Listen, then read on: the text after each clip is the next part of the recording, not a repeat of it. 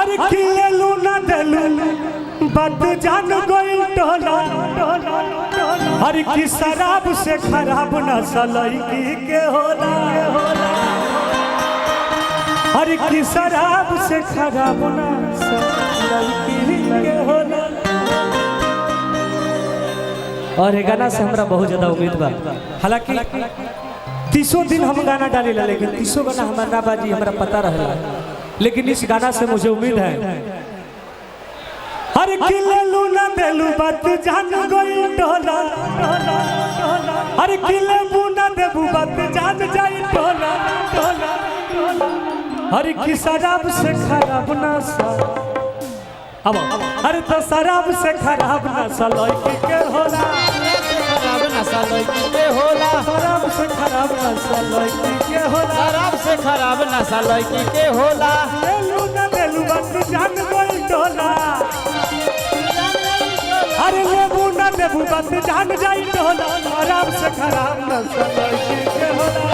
खराब नशा लड़की के होला शराब से खराब नशा लड़की के होला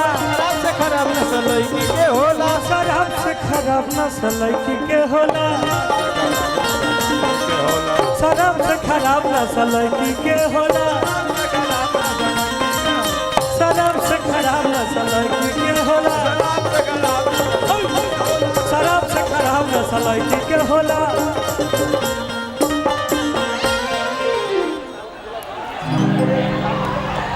और ये गाना कल बाहुबली म्यूजिक वर्ल्ड चैनल से होता और आशा न पूर्ण विश्वास बा कि आप सब एक तरफा प्यार दीजिएगा।